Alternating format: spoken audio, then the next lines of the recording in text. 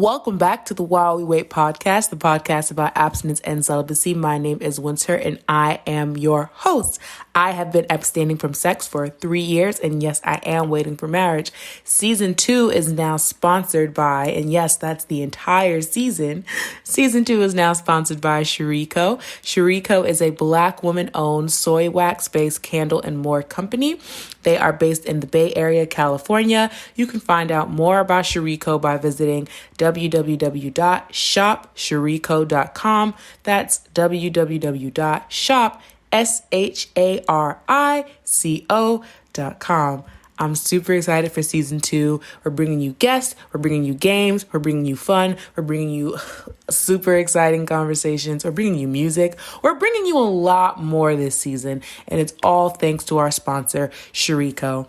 Once again, this entire season of While We Wait, the podcast about abstinence and celibacy, is brought to you by Shiriko, a Black woman-owned soy wax-based candle company based out of the Bay Area, California. And not only do they make soy wax candles, they make reed diffusers, linen sprays, body products, shower products, and more. It's self-care in a luxe way.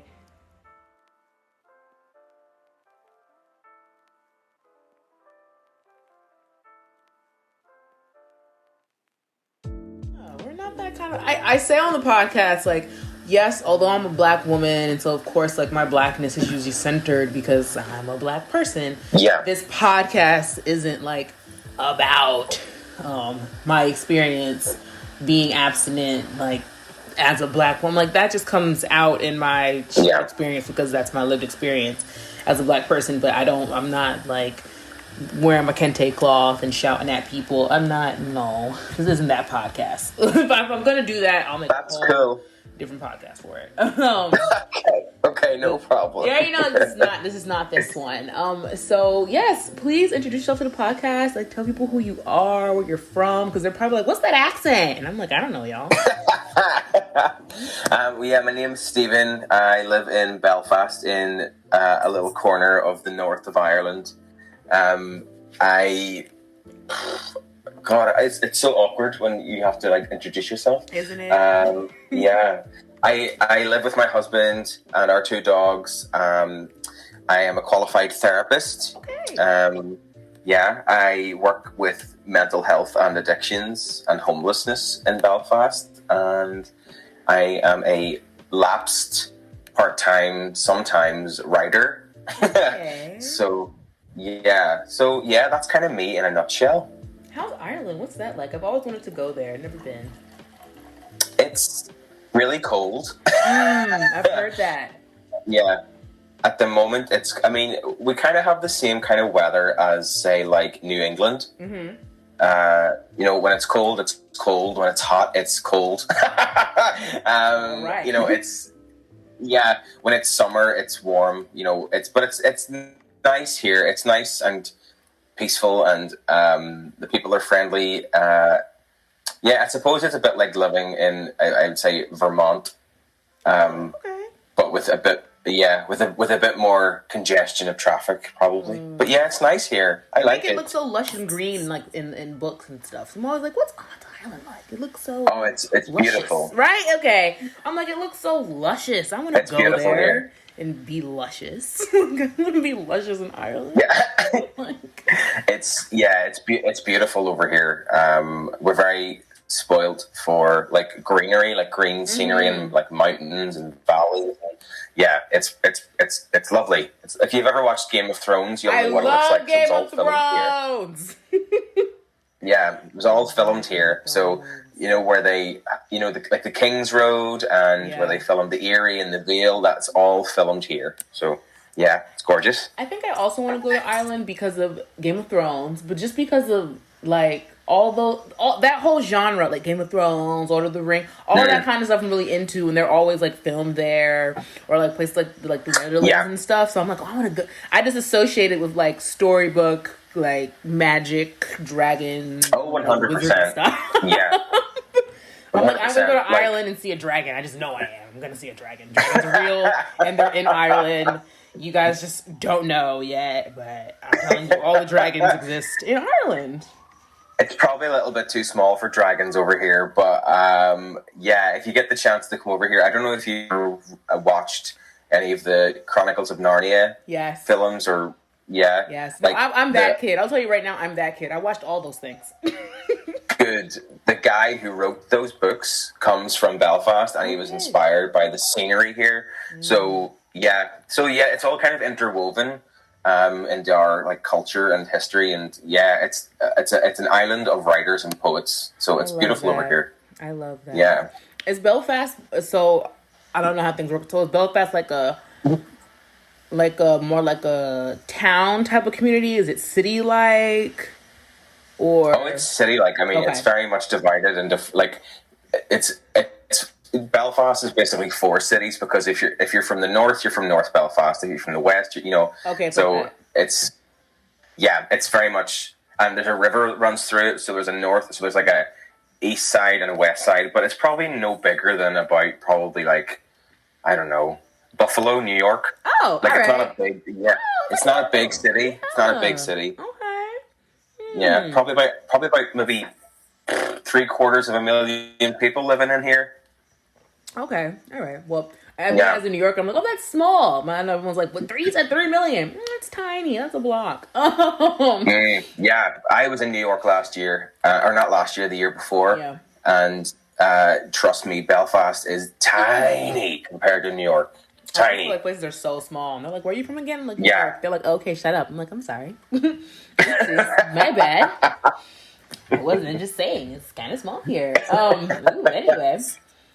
So, as everyone knows, listening to this podcast is about abstinence and celibacy. And so I like to always ask the guest, what are their experiences with abstinence and celibacy? So tell us just how you came to even understand like what abstinence was, what celibacy was. Like the first time you even heard those words, like where was your mind going? Where were you? You know what I'm saying? Like when you're 12 and you read a book or someone said something, you were like, oh, that's interesting.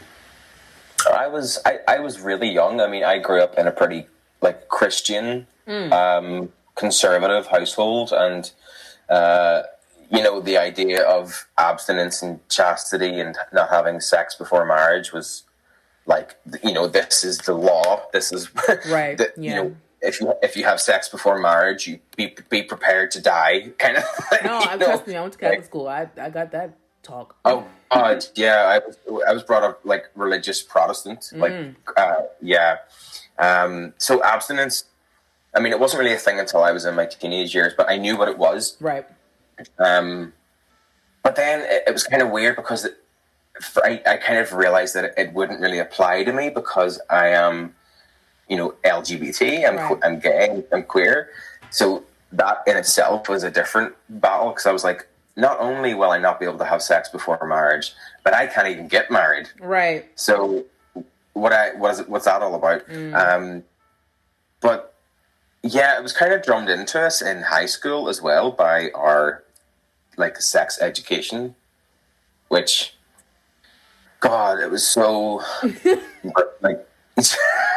Everyone talks about high school and sex ed, and everyone just takes this big, deep sigh, like, oh, I don't really know what happened there. They called it sex ed, but I don't know what I learned, because I can't. I didn't learn a thing. I mean, all I learned in sex ed was how to put a condom on a banana. Yep. And that if you got HIV, then you were going to die. Yep. And none of those, like, that's not true. No. But sex ed was very much tilted towards, it's not educating kids about what sex and safe sex was. It was, just don't do it. Yeah. And you'll be fine. Right.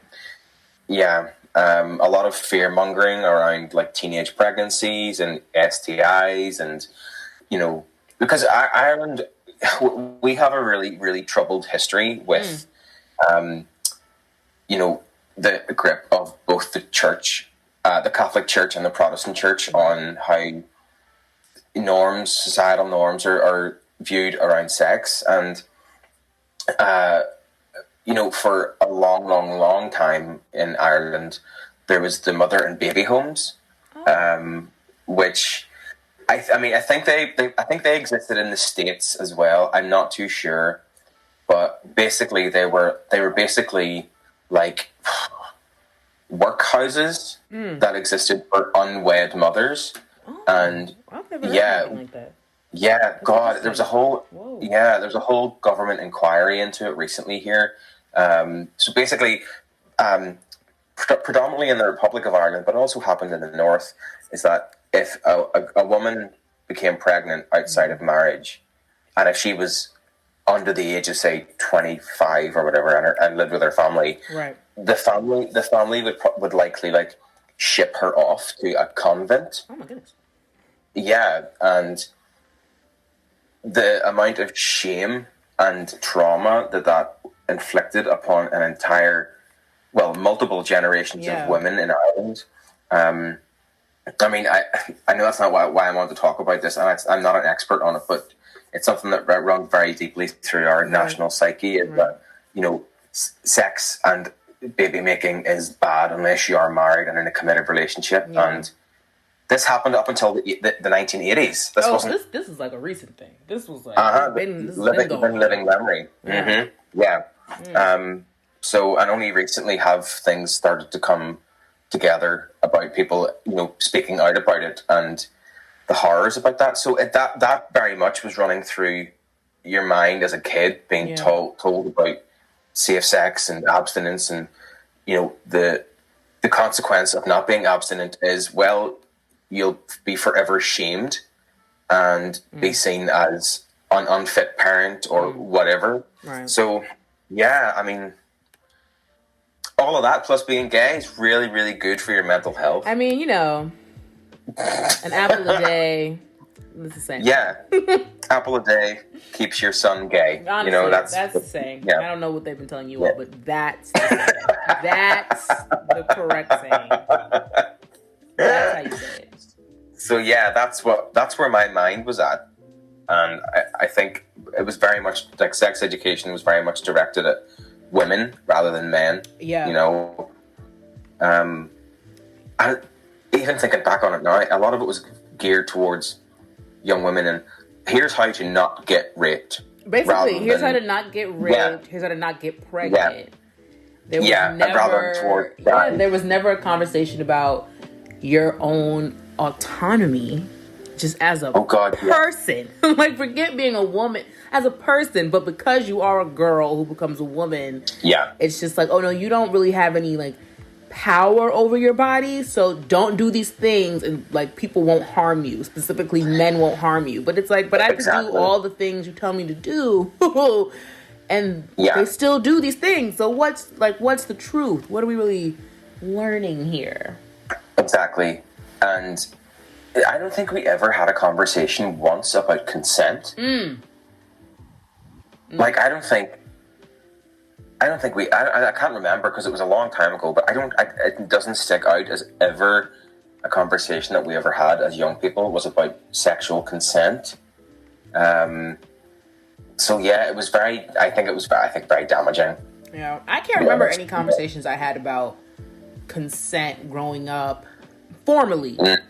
In school, it was less about here's how you get consent and just more about if they say no, stop. If you don't stop, it's rape. You know, like if you say no and they don't stop, it's rape. And that was pretty much it, which is like, yes, teach us that, yes, but also like you can have sex if you decide, but if you like to decide to have sex with someone, you know, that doesn't mean that they're deciding to have sex with you. So ask them, like, can you do this? Exactly. Or is this okay? Or even in the act of it, y'all can start doing something. They can be like, okay, so I liked all those other things. I don't like this thing. You know, so stop doing this thing during sex, but you can keep doing all the other things. There was never that. It was just, don't do this. If they say stop it, or you're raping them. Or, if you just say no and they don't stop, then it's just rape. And when I was younger, it's so crazy. I was always already thinking, like, okay, like, we get that. But what if you do want to do stuff with a person and they want to do stuff with you and you don't know how to, like, start that conversation about, like, I want to do stuff with you. I want to do sex. I want to have sex. Like, I want to do that with you. But how do I ask you that? They never tell you how to ask, which I've always felt like, you know, I'm no expert or anything, but I've always felt like being educated in that way, I think, leads a lot of people to these very sort of just like have violent experiences with sex because no one ever taught you how to even ask to just like do anything with a person. So instead of asking, you take, or you force, or you coerce people. You know, like coercion is a huge thing. You think they're telling you yes, and it's like, no, they're being polite because they don't want this to get violent, even though it's already gotten violent because they don't even want to be doing this. So you know, like maybe you're not, you know, ooh, I'm not forcing myself. Okay, but you're manipulating them into saying yes because you don't know how to just ask them outright. But then again, no one taught you. I have a huge thing about sex ed. I've always been like, I think it's lacking, and whenever I talk 100%. About abstinence and celibacy, people usually think it's because I was just educated in, like, you know, abstinence, sex education. I was like, actually, I wasn't. Nobody ever really told me don't have sex. It was just more so like, well, you probably shouldn't because someone might hurt you. So just don't do it until you're married. But then I'm like, well, wait a minute. How is that going to work? Because if you're telling me if I do have sex, it'll probably get violent because men are violent, you know, or they can be violent because my body's so enticing. So just don't have sex and wait till I'm married. How am I marry a man? Like, I'm like, how I'm gonna marry a man? Like, how do I even get there with the man if we can't get past holding each other's hands and y'all not even teaching me the in between? Where are we going with that? So I don't get it. Backwards. It's so like the idea that it was that was kind of what we were taught as well. You know. Like, you know, if a girl doesn't want to have sex, then that's fine. But as you said, there was no conversation about how to talk about consent. Right. And what is it like? What was the message? Like, find a woman who isn't going to be afraid of you raping her, and then marry that woman. Yeah. Like, I'm like, that's basically what you're telling people, and I'm like, I don't think you guys understand this is not going to create healthy relationships. that sis, the bare minimum, like bare minimum. I'm like, okay, because if they can't even ask you how to have sex with you, how they even just ask you like just do simple things, like be nice or be kind. I'm like, we have to get there before we even start talking about let's have sex or whatever. But I don't know. I think so. I had sex for the first time when I was 18. Lovely experience. Every time I talk about it, I'm always like, great experience, 10 out of 10. Super glad I did that. Like, I'm so super glad I did that. I did it exactly how I wanted to. Really told the story 1,000 times. I'll tell it again because I love it. This was like back in the day when Tumblr was still a thing. So I made a Tumblr friend. I know, right? Like sometimes when I retell the story, I'm like, ugh, I was kind of a stranger. But you know what? It was years ago, and I'm here now. So I made this Tumblr friend. Long story short, we go from like sending messages, being friends, to actually meeting each other in person because he was also from the city. You know, I made sure he wasn't, you know, actually a 50-year-old creeper man, you know, like somewhere else or whatever. Met him in a public space, y'all, so please don't lose your minds. Met him in a public space, like, got to know him, cool, we became friends, and I was getting ready to go off to college, and I was like, dang, like, I don't want to, like, have sex with, like, a stranger, because my whole education was basically, like, a stranger will hurt you, you know? So I was like, okay, well, I don't want to have sex with a stranger, because a stranger will probably hurt me, but I want to have sex. I've been wanting to have sex, but all of the people around me who were already having sex were basically like in relationship with each other. So I was like, well, I can't have sex with any of them. So who do I have sex with? And I asked him and I was like, hey, like, I have never had sex before. I want to have sex for the first time. I know that you've had sex before and that you're having sex. So can we have sex? And that's literally what I texted him. We've laughed about this. He was like, you were so formal. But I was like, I just wanted to really communicate to you what I wanted to do because I knew I didn't want to be your girlfriend. And I knew I was going to college. Like, I knew, like, you know, this was something I was going to do on the weekend. I was going to be in Georgia, like, for the next 4 years. Yeah. So I was like, I just want to do this thing. So I want to do this thing. And I want it to be an enjoyable experience. So I had sex for the first time. And I was super excited. 10 out of 10 experience. Went to college. Didn't really have a lot of sex. entered college with a boyfriend, though, because I got a boyfriend shortly after I had sex for the first time. So I wasn't having that much sex with my boyfriends in, another state. So I was being, a loyal girlfriend. And then we broke up, got another boyfriend. was having more sex. We broke up, whatever. So I was engaging in casual sex, and I just kind of found myself in a space where I was just like, I'm kind of over this. I really don't want to have casual sex anymore. And I learned very early on, I'm only 20, almost at 23, 24. I'm 24 now. But yeah, by 20, I was like, I'm tapped out. This is not enjoyable anymore. Yeah. And I couldn't figure out why. And that's what it was for me. Because I couldn't figure out why it wasn't enjoyable anymore, that's how I knew, okay, I have to stop. Because if I can't even figure out why I'm not enjoying it, I don't need to be doing it. But I wasn't calling it, I wasn't saying I was abstaining, and I wasn't saying I was celibate in the beginning. I was just like, well, I'm just not having sex right now. Like, I'm just not doing that. Yeah. And maybe it wasn't until I was like, oh, it's been a year. Okay. This is the lifestyle. I've been doing this. That I started to say, okay, I'm abstinent. I'm now consciously abstaining from sex. Okay, this is different. Yeah. Because I think it's different when you're just not having sex because you're just not having sex to when you, shift your mindset and you're like, okay, no, I am consciously, like, I will have arousal. I will meet somebody. I will be like, oh, I want to have sex, but I know not what I need to be doing. So I'm consciously going to make the choice to still not have sex with you, even though I want to have sex with you.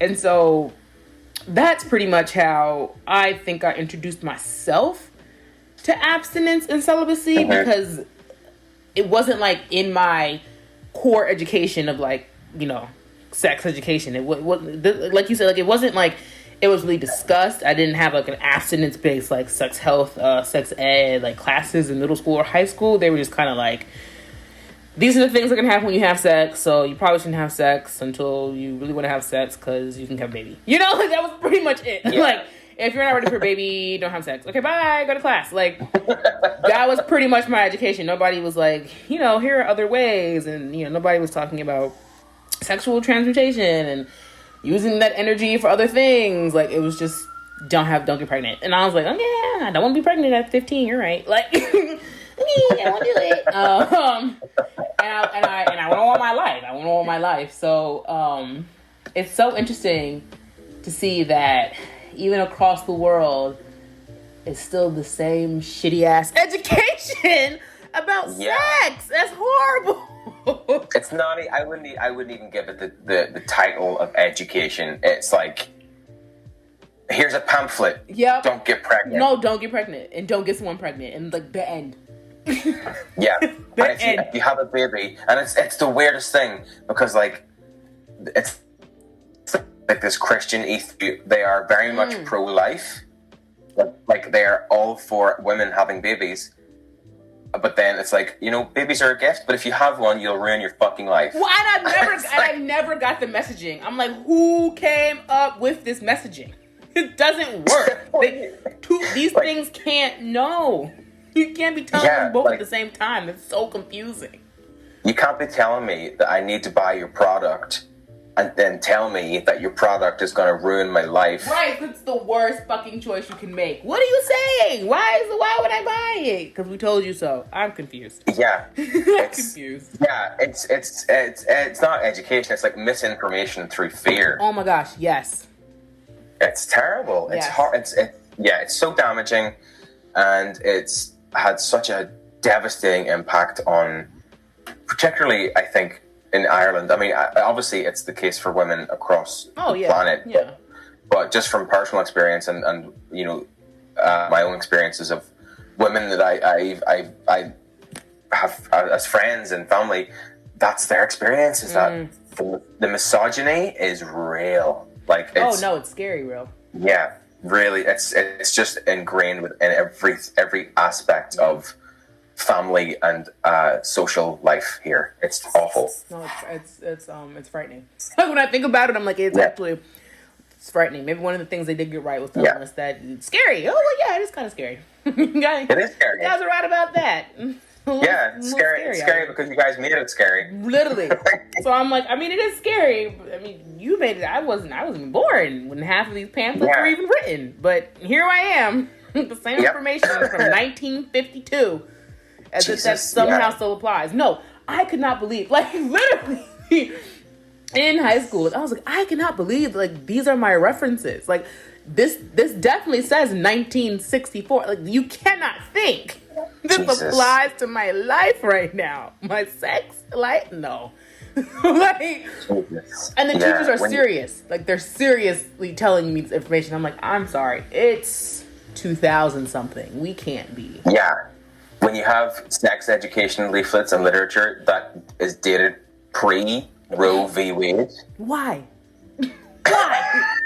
It's just like, why? Especially at this point, the kids have the internet now, everything. Why? It's just like, just tell the kids you don't care about them. Because we can Google anything now. So what are you telling these 12-year-olds and 15-year-olds?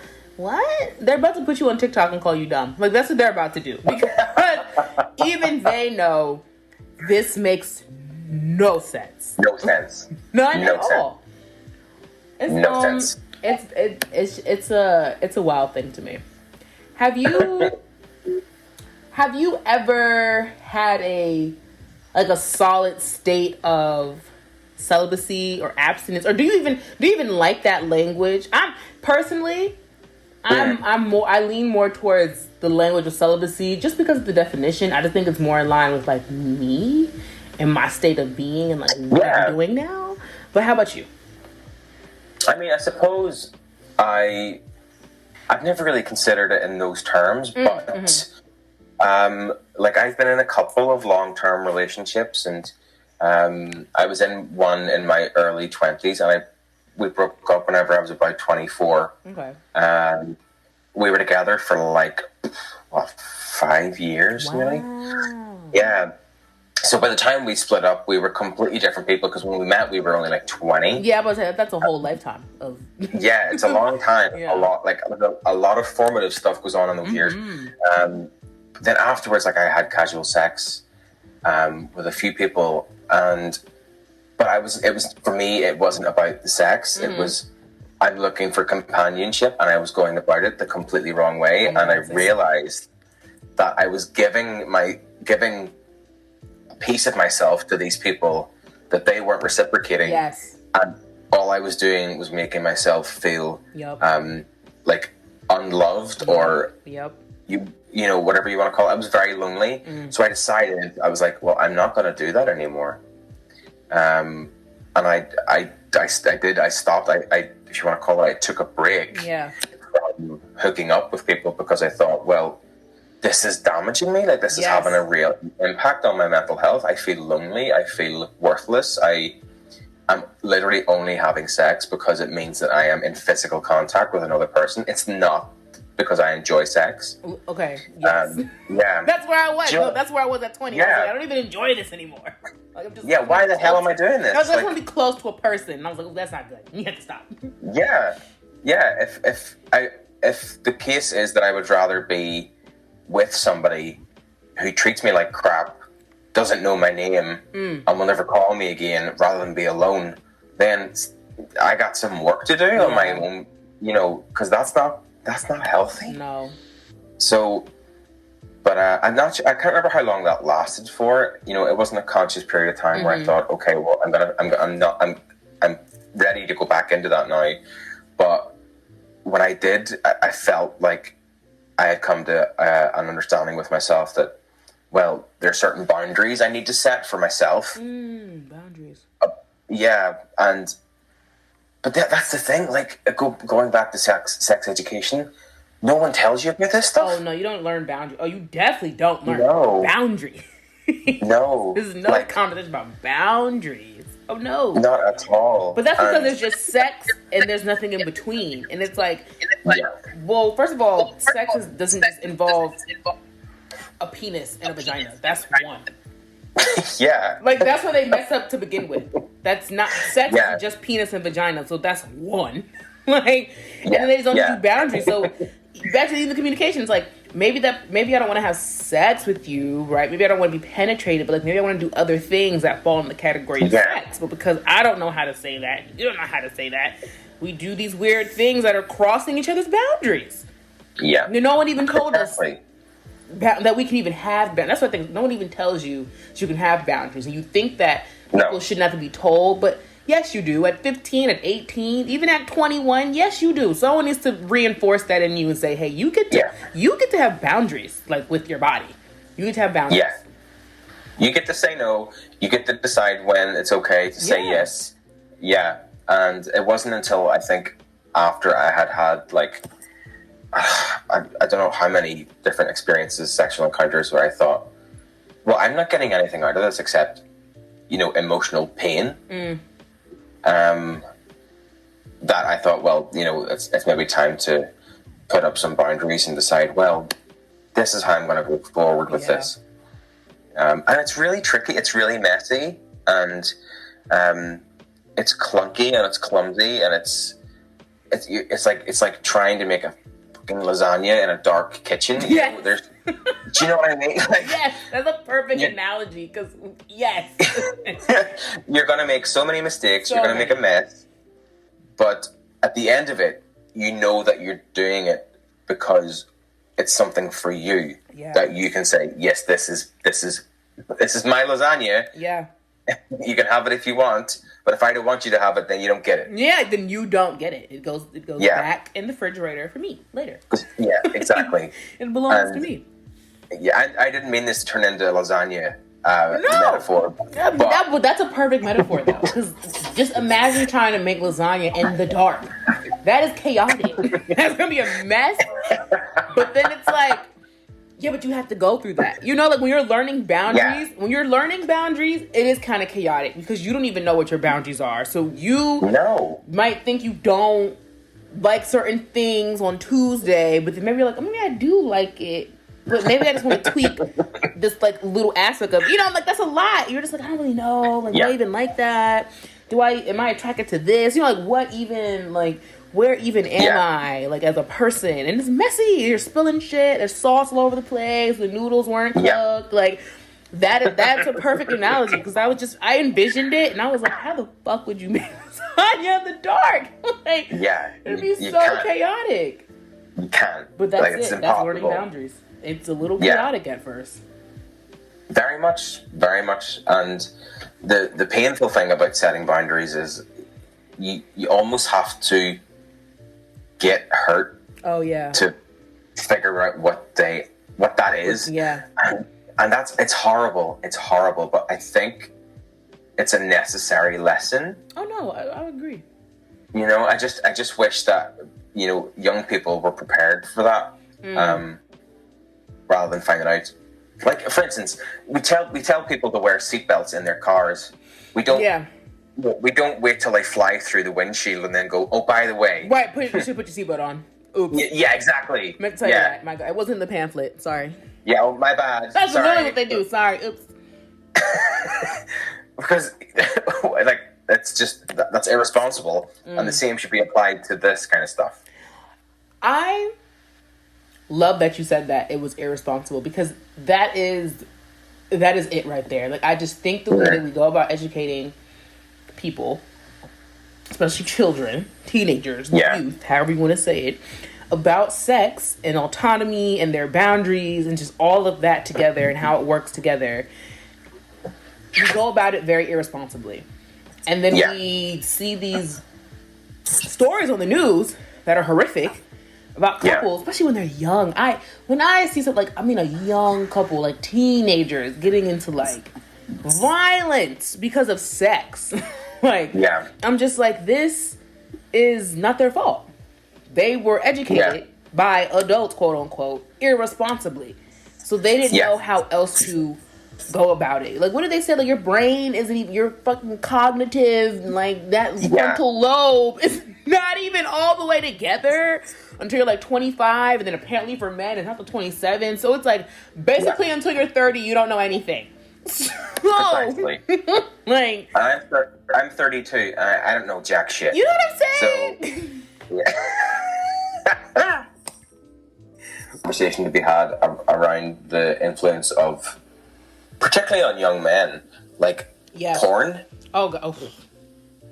Like, and how their first experiences and exposure to sexual encounters is what they see on Pornhub.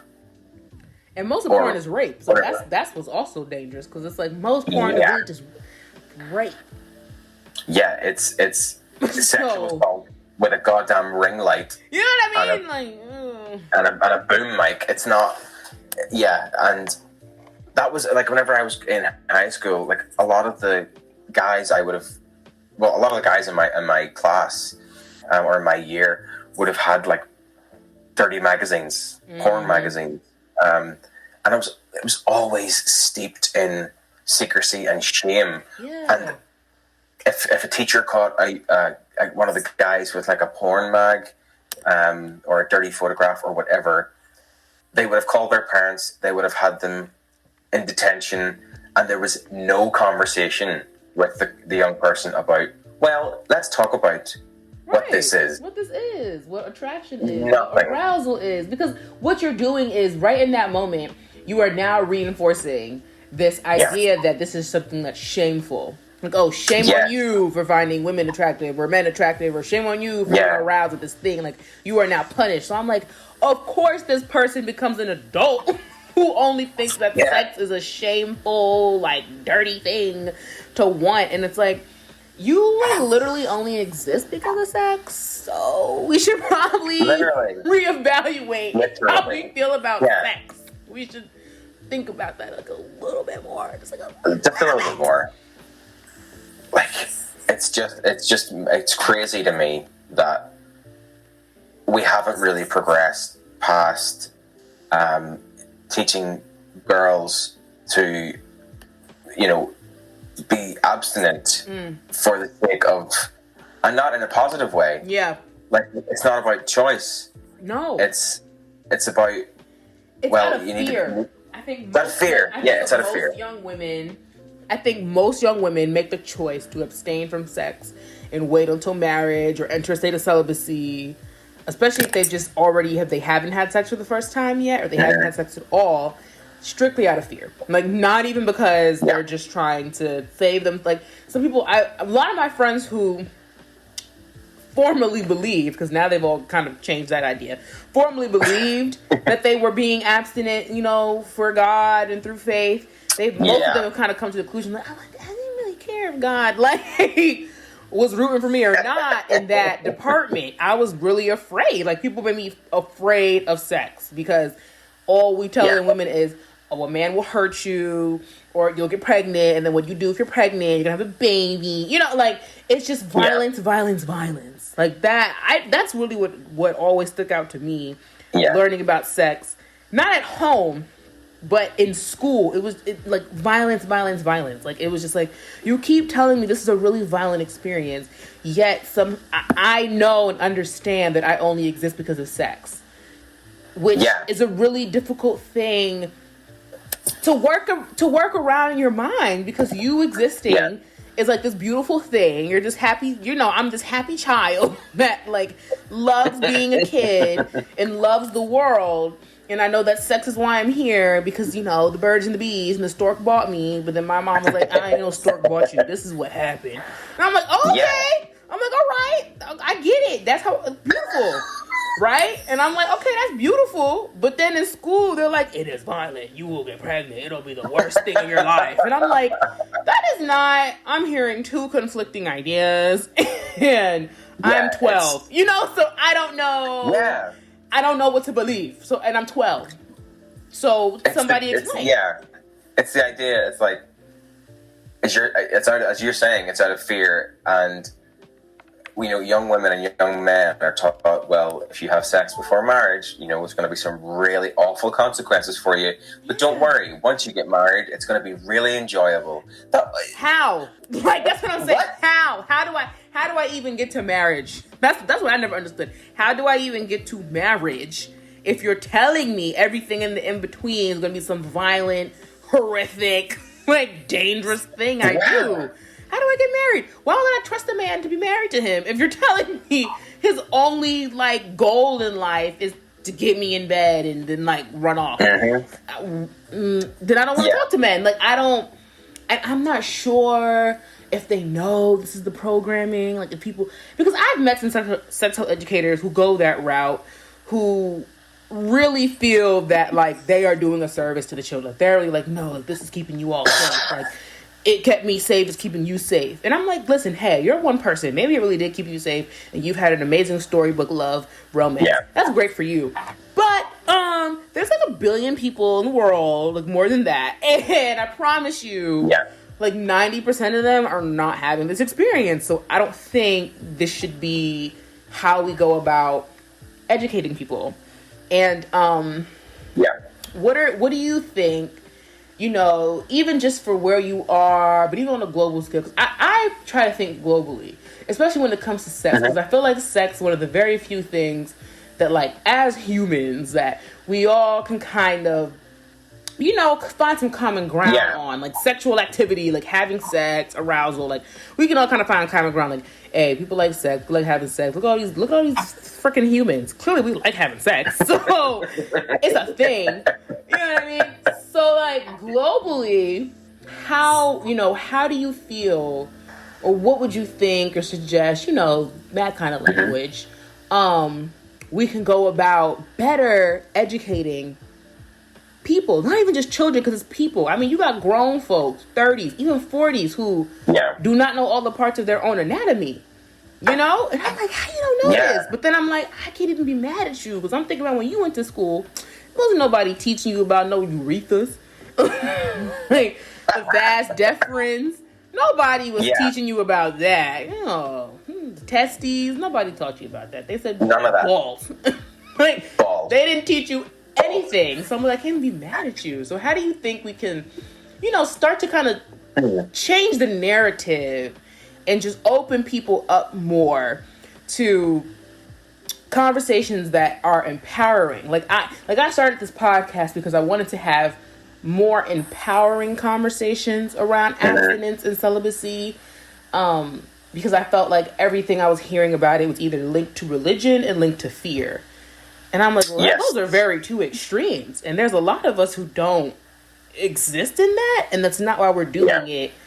But sometimes we hide behind it because we think, well, everybody understands it better if it's coming from there, not realizing you only think that because that's what everybody's telling you, but that's just out of fear. Like, how do we shift that narrative, shift that mindset? God, that's a really, really good question. I mean, I think probably we need to take the religious aspect out of it completely. Mm-hmm. Like, I mean, a root and branch reform of how we talk about safe sex. Because, I mean, we have people who, I know people who will talk about consent and will talk about their sexual choices, and they will talk about how, you know, if they want to be in a polyamorous relationship, that's up to them, etc. But the minute you mention somebody who's a sex worker, they cringe. Yeah. And it's like, well, no, actually, you're not sex positive. No, yeah. You're positive. You're only positive about your own sex. So, and that all links back to the religious dogma about what sex is and what sex means. Yes. So, well, for me, that's my interpretation of it. And I think if we want people to be more educated about sex and what it means, I say make a sex worker the minister for health. Hello. Or the minister for education. I promise you they know more than people with the degrees. I promise you they do. Like there's a poem, I can't remember who it's by. I'm gonna look it up here. Yeah, go ahead. 2 seconds. Let's see. Hey listeners, I'm just checking in to make sure that you're enjoying today's video. Make sure that you are following the podcast on Instagram @_while we wait. Make sure you are leaving comments, liking pictures, and letting us know the topics that you're interested in hearing. We are so excited to be, moving forward with seasons 2 and yes, sweetie, season 3. We are confirmed for a third season, lined up interviews and all. Many more solo episodes to come. I'm just super, super, super excited that you're on this journey with me. Let's get it. Okay, back to the episode now.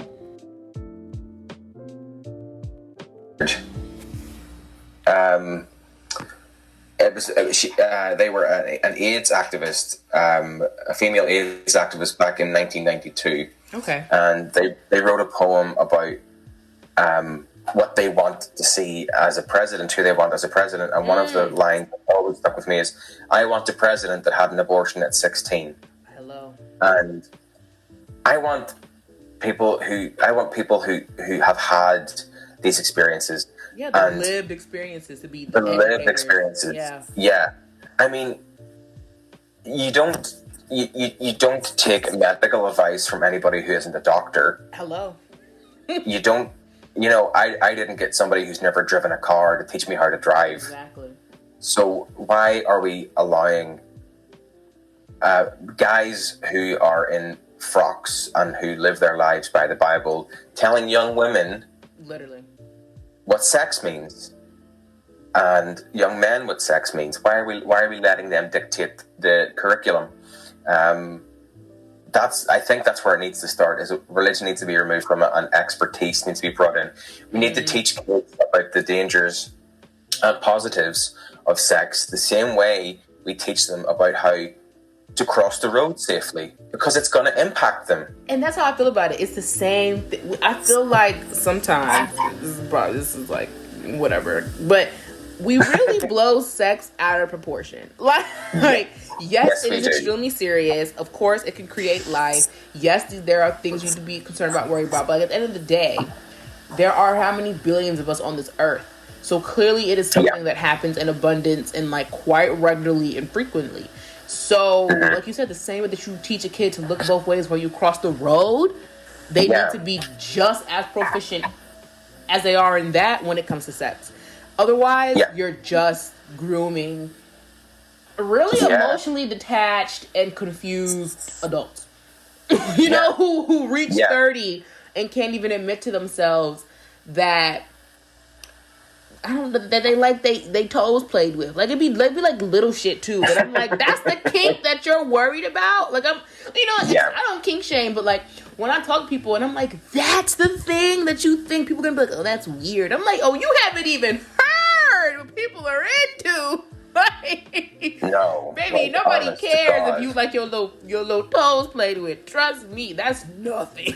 People are out here doing things like.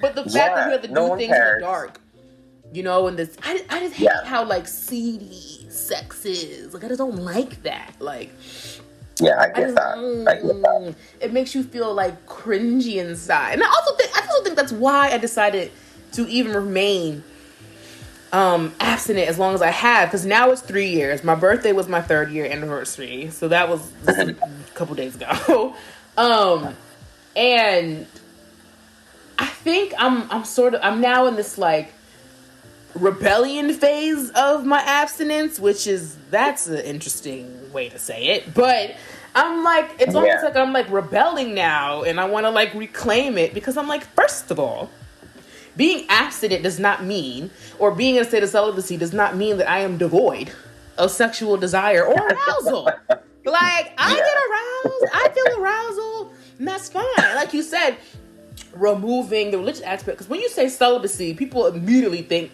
none, like the church. Oh, she's saving herself for Jesus, right? Like, it's a vow. Most people say, it's a vow of celibacy. Even the definition is like a vow of celibacy, so it's already this like, very serious thing, because you take vows in marriage. That's another weird ass thing. A lot of sex education is heavily linked to marriage, which I'm like, that is a contract or property of me as a woman, so we need to discuss that. But that's the whole thing. So now I'm in this like really rebellious kind of stage of it all, where I'm just like, I just really want to remind people that the choice not to have sex doesn't have to be one that you make solely out of being afraid of being hurt by someone, or not having control over your own body, and not having autonomy, or not being able to express what it is that gets you hot and bothered and hot and ready, like a little Caesar's pizza. Like, it's okay to be into the things you're into. Like, it's okay to be into the things you're into, but there's also this really everything's energy, right? We're human beings, we're energy. You know, Neil deGrasse Tyson, energy never dies. So our energy goes somewhere, always. And your sexual energy is the same thing. It is energy. Like, that's why somebody knows when you're aroused. You're literally giving off an energy. Then everyone in the room is like, oh, you... Like, you know, when a couple's in the room, they're just like, everyone's like, oh, y'all are ready to go. Like, y'all need to... You know what? Game night's over. Thank you for coming. Like... Y'all are getting off real... Yeah, like real hot. But it's energy. You shifted the whole energy of the room by just being in close proximity to each other. They could not even be canoodling, but, like, the energy's going off. So I'm like, there are other ways to redirect that energy to do other things, which is fine if you don't want to have sex. But in your sexual education, there's no conversation about that. They're just telling you that any sexual energy that you feel is to be demonized and shut down and repressed. Yeah. You know, like, locked away, put it in a box, don't talk about it until you're married. And people do that. People do wait until marriage, from birth until marriage. They get married, and then, like, they're afraid to even touch each other. Yeah. And that, to me, is, like, the saddest thing, because I'm like, well, here you are, finally found this person you're madly in love with and want to do all the things, but y'all are so afraid because everyone's told you to be afraid to touch each other because it's such a horrible thing, when the only reason you exist is because two people touch each other. Literally. I don't get it. I just don't get the messaging. I've always tried to figure out, like, what is the goal here? Like, what is the goal telling people to wait until marriage if you're not going to educate them about why that might be beneficial to them? But you know, the only way they tell you that it might be beneficial to you is just because you might not get hurt. And I'm like, well, why don't we teach people just about, like, the energy of it all? Like, maybe just waiting, and not even just till marriage, like, maybe just waiting a little bit just, like, helps you get to know what you're into. Like, I've always say, like, yeah, I might be abstinent and I am abstaining from sex until marriage and I'm in a state of celibacy, but I don't masturbate anymore because I'm practicing other things, trying to redirect my energy and just see what I can do with my energy and just, you know, see what I can conjure up in myself. But when I would say, like, hey, like, again, like, I'm not devoid of, like, my feelings. I'm a human fucking being. Like, so I still masturbate, and that's fine. Like, sex with I've always said masturbation is a practice. I like to call everything a practice. Even sex is a practice.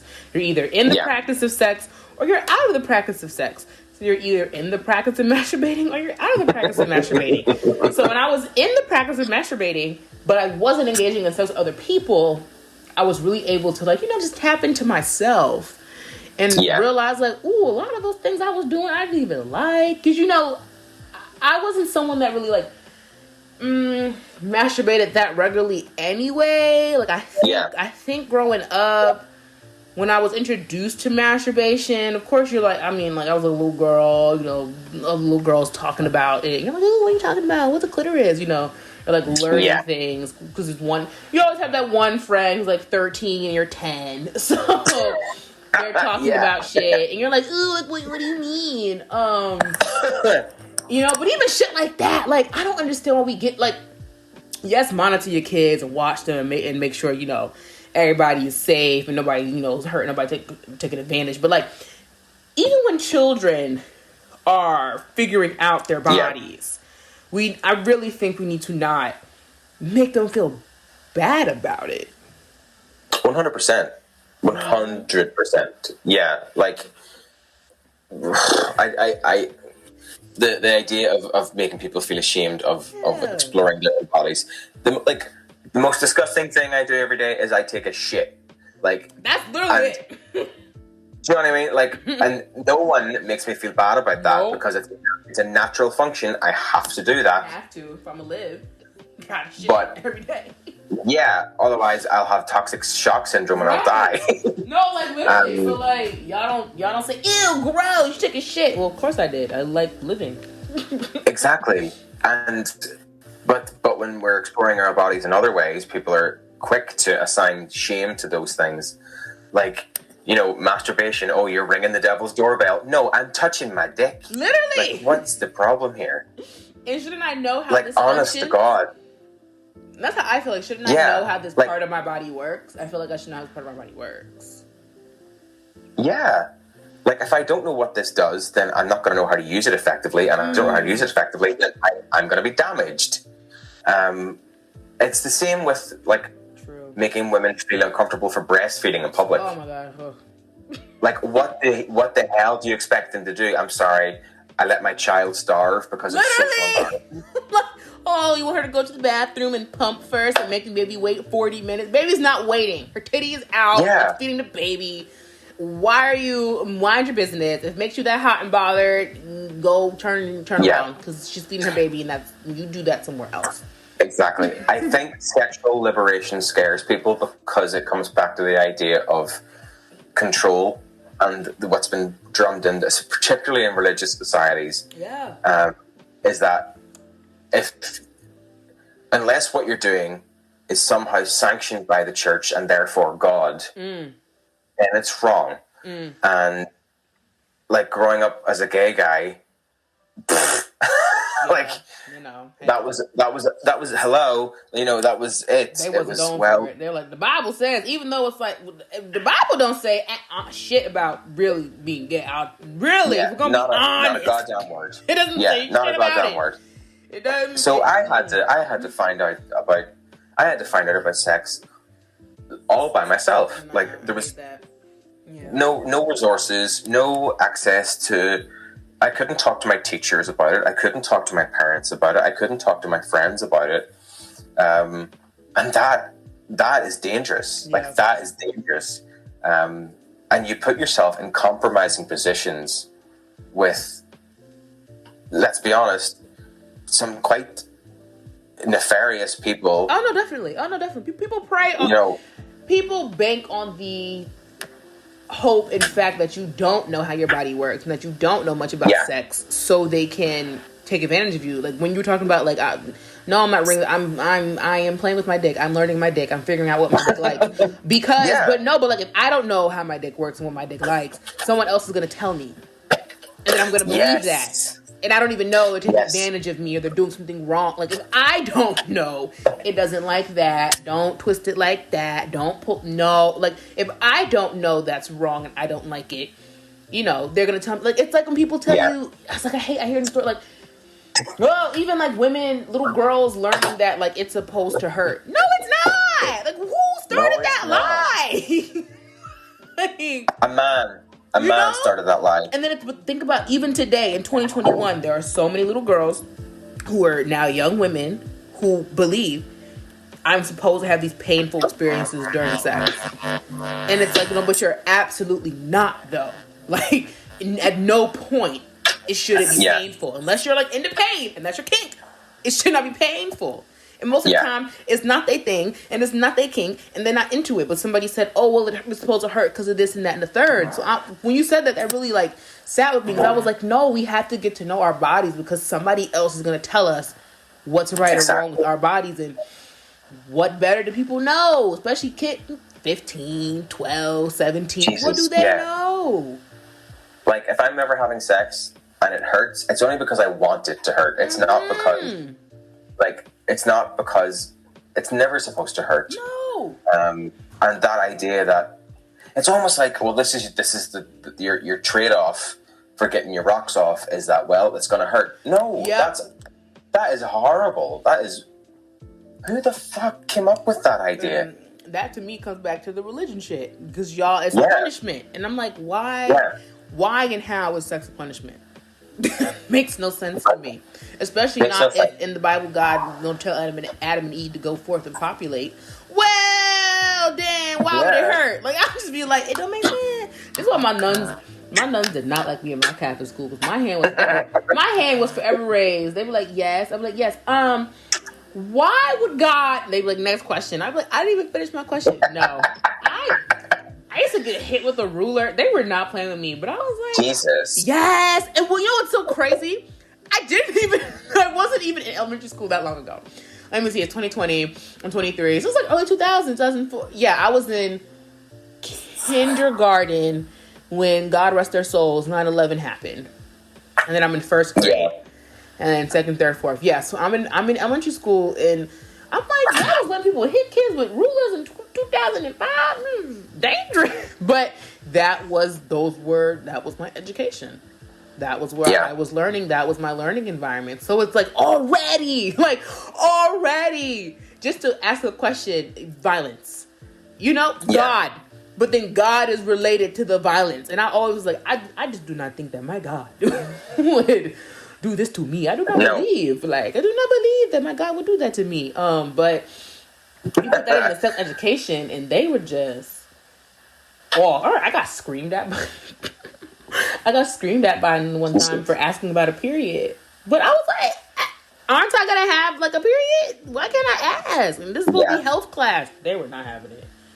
They were I remember a girl in my class, and she had I'm not gonna name her obviously, but she experienced her first period in class, and the first thing the teacher did, and he was a man, because of course it was. No, of course it was. Of course.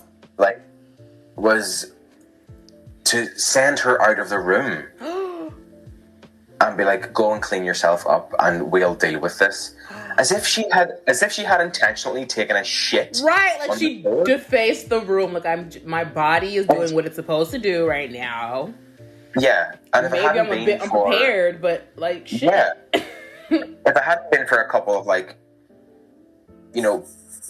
sensible female teachers, who had tampons with them and helped her. I mean, the other kids in the class as well were oh, horrible.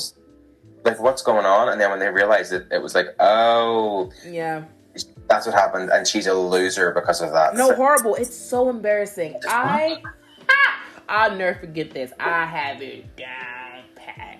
I'm not gonna say his name because I almost did, but in 10th grade, I went to a boarding school. I went to a private boarding school in Jersey. So already, that's a lot. I was one of, 1, 2, 3 black girls at the time. And I was experiencing, beautiful, great experience. I was experiencing my period. And, I felt it coming on. And we kind of had a dress code or whatever, but I was wearing lighter khaki pants. And I was like, oof, I need to leave the classroom now, right? But I had my little period, my little period bag and my backpack. So I was like, man, go to the restroom. But we had an exam scheduled for the day or whatever. But we weren't taking the exam until the second half of the class. So we were still in review. So I was like, oh, no problem. So I'm like, oh, man, go to the restroom. My teacher was like, yeah, go ahead. So I'm like, okay. I take my bag because I'm not going to take out my period bag. I don't need everybody seeing. But first of all, when I look back, it's I really should have been I don't give a fuck if y'all see my pads and tampons. But in that mindset, I'm a 15-year-old girl. I've already been shamed that my body does this thing naturally to make me have a baby, which is the reason why you're here. That's how I felt when I'm getting there. So I'm like, okay, thank you. Take my little backpack. I'm about to be halfway out the door. And my teacher was like, wait, stop. And I'm standing here okay, I'm already standing up. I'm about to be whoosh. I don't need that happening in front of everybody. So let me go. So I'm like, yes, squeezing my legs together, trying to be sir, I need to go to the bathroom. Yeah. He's like, why are you taking your book bag? And now, of course, all the girls in the class looked at me like, oh my God, I'm so sorry. They were like, oh my God, I am so sorry. He's doing this right now because they all knew. Because why the hell else would I be taking my bag to the bathroom? And he has a daughter. He had a daughter who was she was a bit younger than I was, so she wasn't experiencing her period yet. But I'm like, you have a daughter. You know that this is the age group when this happened. Come on, you be wiser than that. So now everybody's looking at me like, why are you taking the bag, right? So I'm like, oh, I need what's in my bag to go use the restroom. And so he's like, well, what's so important in your bag that you need? So I'm like, are you serious? Right? He's like, we have an exam.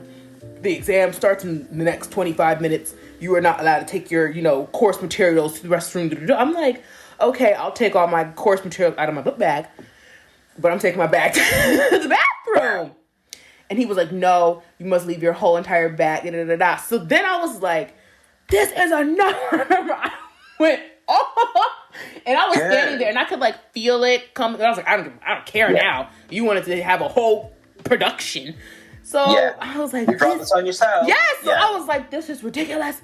I am having my period. I am 15 years old. I have to go to the bathroom. I need to change my underwear. I need to put pads on. But now as I'm standing here, I like feel it more. So I'm like, actually, I am going to my dorm room. I am not coming back to the classroom. I will take my exam tomorrow. Like, this is ridiculous. I am telling the head of school. Like, I was a whole big thing. So now he's standing here like, and I'm like, and I leave, slam the door. It was a very effective, like, dramatic leave. But I'm also a theater kid, so I knew exactly how to make this like an exit. I gave the drama. I was like, I was crying. I didn't want to cry, but I was like, I'm gonna cry. I was so I was terrible. I was like, I'm gonna cry. I'm gonna cry because you did this. Right? So I leave. That's horrible. Oh, it was horrible. But when I think back on those experiences, I'm like, that is so damaging to a child's psyche.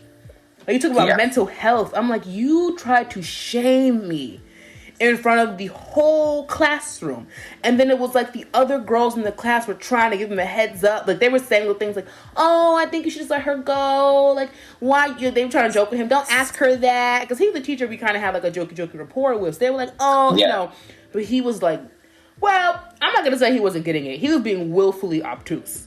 But he's being a dick. Yeah, he was being a dick. And I was like, bro, you know I need my bag. Like, I never take my bag to the bathroom. I sit in the front of the class damn near. I'm not about to go to the bathroom and try to cheat on the exam. I'm taking this bag with me because I need this bag. Like, I'll be back in like 15 minutes. Mind your business. Like, they're being so dramatic. And then I was like, okay, you want to be dramatic? I'll give you dramatic. Like, that's pretty much how I took it. Like, yo, you want to be dramatic? Oh, I will give you dramatic since you want to. That is so horrible. Shame me. But it's like little things like that. Yeah. And then I thought, now that I'm here, I'm like, I really wonder because he's now in his 60s probably. And I'm just like, I really wonder what your education was on women and sex and the body. But no, because he was my biology teacher. So it was, fuck you. Yeah, right? Exactly. I wish I could see his face right now. Exactly. He was my bio teacher. So it was like, if anybody would know why a 15-year-old girl is taking her book bag to the bathroom, it's you. Like, it's you. You're my bio teacher. Why would I take my bag to the bathroom? I've never, and the thing about it too was like, it was like the spring semester, and I had never done that in his class before. So I'm like, clearly this is an experience for me too. Like, let me go to the bathroom. Like, why are you trying to make me do this? And then of course when I said that, all the boys in the class like, your period. And I was like, shut up, you only exist because of a period. Like, shut up. No, like, you only exist. Yes. Because someone had a period and was like, oh, I can have babies now. And then like had sex and had a baby. Like, shut up. But it was like, we're in bio. But then that's how deep it goes. Like, I was in biology. Biology. That should be maybe the one classroom like you're safe in. But no. Your very educator is sitting here trying to shame you for your body doing what it's biologically supposed to do. I'm like, that is bad shit. Girl. That is bad shit to me. Like that. He didn't give a shit. Men are really on thin ice. Not gonna lie. Thin. Thin. Like thin ice. They really have the audacity. Thin. Like, but that's horrible. I mean, this is the thing as well. Like, all of my negative experiences around sex and my exposure to like consent or whatever have all been at the hands of heterosexual men. Yup. And I'm not saying that heterosexual men are the cause of all the problems, but I'm definitely saying that they are the cause of all the problems. I'm gonna say, if you don't want to say it, because I'll say it. I'm not gonna say it, but everybody else can say it, and I'll agree with you. It just seems like the common denominator for a lot of us out here in the world seems to be heterosexual men. Yeah. And I'm trying to figure out what's wrong with y'all. Love y'all, but yeah. Well, I have a lot of time for heterosexual men, but in the same way that I don't have a lot of time for heterosexual men. I just feel like to be so privileged and to do nothing. Yeah, it's just I mean, I have a lot of privilege. Like you do, yes, but see, my thing has always been like, because you do have privilege. Okay, yes, but even your privilege gets limited. But of course, yes, it's still privilege. Like, still white, so it's a lot of privilege there. Like, and let's not have that conversation. But but it's it's privilege. But I just feel like a society, like let's say a global society. I feel like people know my opinions on the podcast. My podcast, you don't have to worry here. We got a real great group of listeners. They're very open, very forward thinking. But globally, I think we are. I'm very open about being white. I'm very open about the fact that I'm white. I can't really openly white. What's his name? Jack Harlow, that little rapper. He's so funny to me. Everybody was trying to comfort him. He was like, I try to tell you guys every day I'm white. Like, I don't understand. Like, he's like, I tell you guys all the time that I'm white. Like, he's like, I'm never trying to, like, he's like, listen, if I'm appropriating, let me know. But he's like, but y'all not gonna sit here and say I didn't tell you I was white. He was like, I ain't never pretended. He said, I know I'm white as mayonnaise. He said, his tweets are hilarious. He's like, I am the whitest of, like, little white boys. Please. Yeah. I know my place. He's like, I stay right in my lane as a little white boy rapper. He said, I would never. He says, what are my opinions on who? I'm not answering that question because I'm a little white boy rapper. And that's not a question for me. Yeah, we're not doing that today. He's like, that's not a question for me. Please ask somebody else that it applies to. But globally, I think we're all starting to understand that race privilege or ethnicity privilege is definitely obviously still a thing, just as much as class privilege is everything. But I think that we are now globally starting to have more conversations about sex, like the privileges within sex, just as an umbrella term. Then you break it down a whole bunch of things, because I don't think we have been really seriously having those conversations, or they've been very limited to this is bad and this is good. And now people are like, there's a little more intersection that needs to go on here, because people are definitely being afforded certain privileges that we just don't think are okay. And you're trying to demonize the rest of us. And it's like, why though? We all exist. I'm going to keep going back to it, but we all exist because of sex. Like, I don't understand why is sex bad. Like, even the OnlyFans conversation, like, people are mad. Like, I stand with the sex workers. I get what they're saying. Like, why the hell do these celebrities need to come on OnlyFans and claim they're about to upload a risque whatever? No, you're not. And take up all the money and all the everything, and then make their collections and dip or whatever. And then when sex workers are trying to, have their price, everybody's like, oh, that's too much money. No, but I'm giving you actual content. Like, they showed you an ankle, and maybe ankles are your thing, but I'm giving you content. Like, you're not about to get this content for $1. No. Unless $1 is my thing, you're not getting it for $1. Exactly. And there is racism in that, because like I mean, I don't have to tell you that. But you're right though. Yeah, thanks for coming to my podcast, Winter. I'm gonna tell you about sexism. You know what I'm saying, right? I'm like, tell me more. I never knew. I never understood. No, please tell me about that, Steven. I really need to know.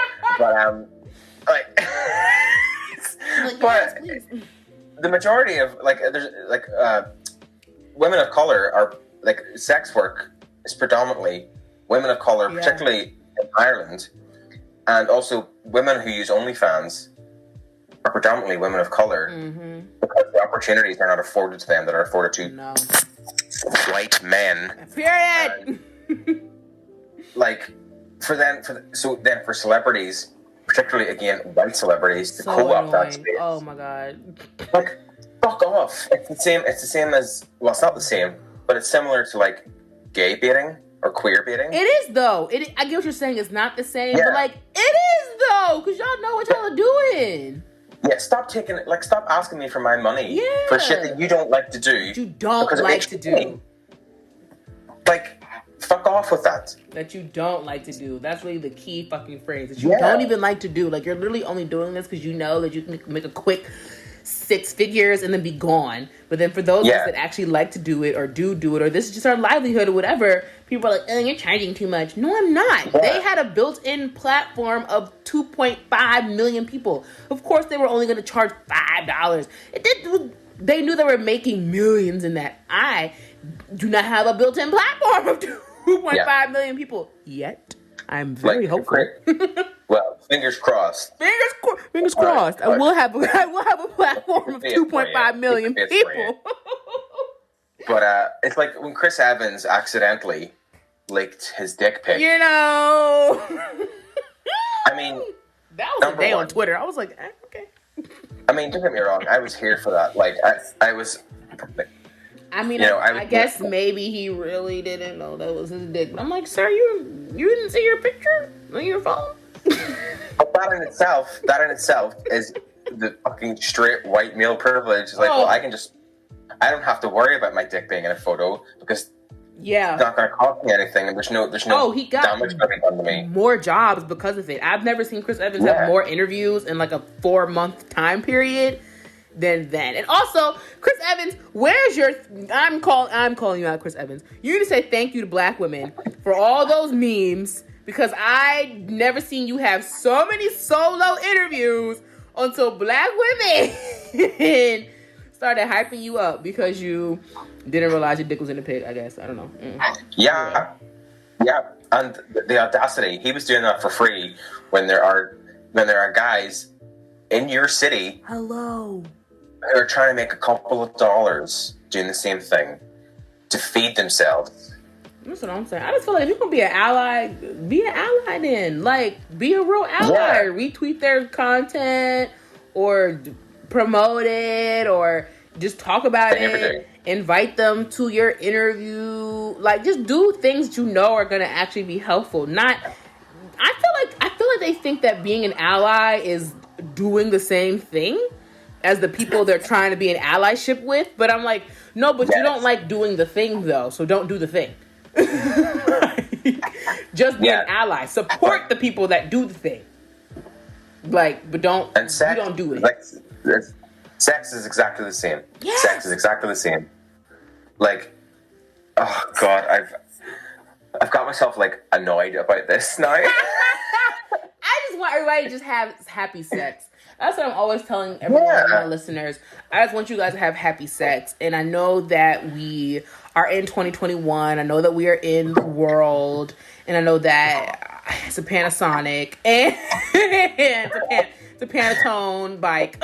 We're in the middle of a panorama. Right, a panorama. And I know it's difficult, but... You know, sex with yourself is still enjoyable. Sex in your mind is still enjoyable. And sex in general is still enjoyable. And even if you're asexual, like, I'm here for you too, buddies. Like, I talk about y'all all the time because nobody talked about y'all in sexual education. And then I was like, what's an asexual? And I was like 14. And somebody who was asexual had to tell me. And I was like, oh, that's interesting. I never knew. Kids these days are so much more involved and engaged in their own... God bless them. And their own sexual awakening. And like, I don't like using the term woke. I don't either. But, like, for a lot of different reasons. But kids these days are a lot more aware. Perfect word. Yep. Aware of their own boundaries and limitations. And God, see, if I wish whenever I was 15, I had access to TikTok full of empowered women of color to tell me what I shouldn't put up with from fucking white men. Let me tell you that right now.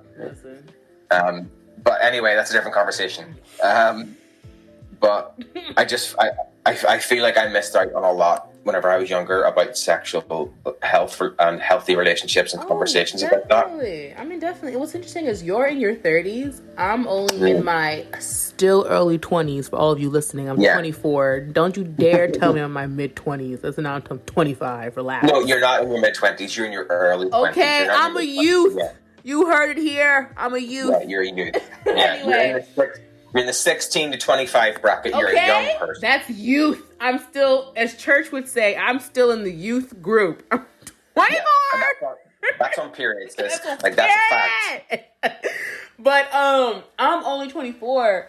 But you're 30. You're in your 30s. They're too. But I'm like, even just thinking about my little cousins or my mentees, I'm like, y'all are so aware. God, I'm so happy for y'all because I was not this aware at 15. No. And 15 was only 9 years ago for me.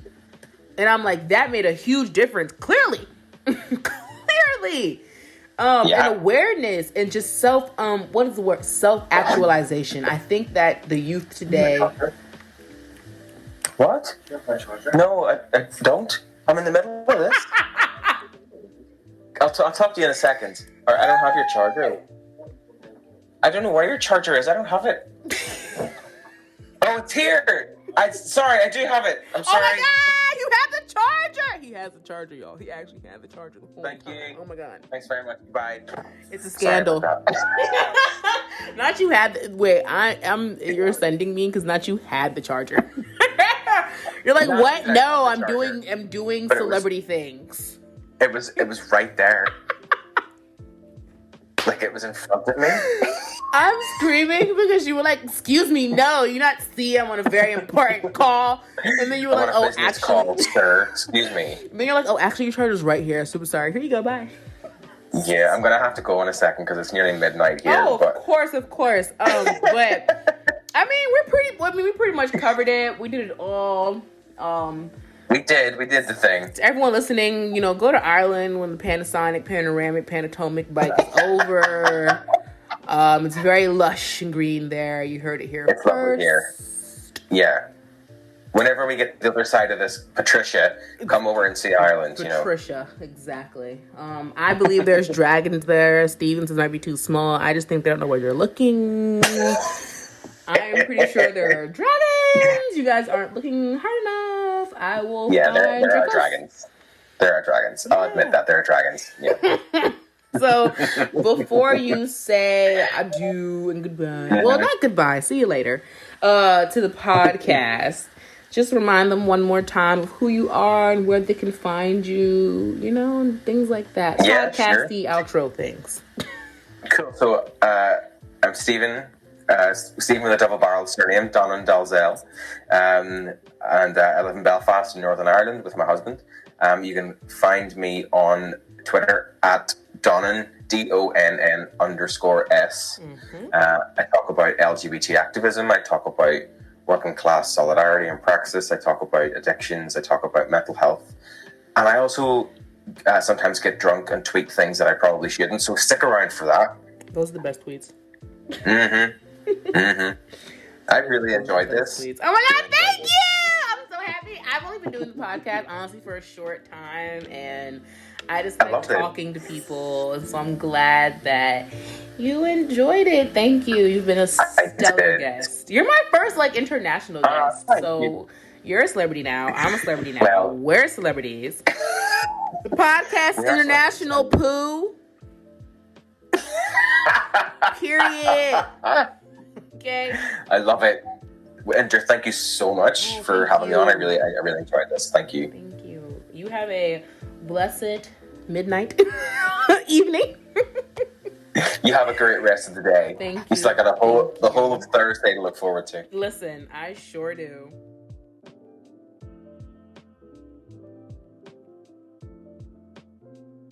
Thank you for listening to this week's episode of While We Wait, the podcast about abstinence and celibacy.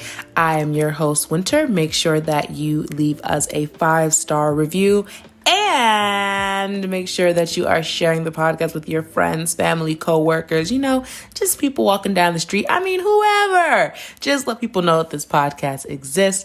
I'm so glad that you sat down and listened to what I had to share today.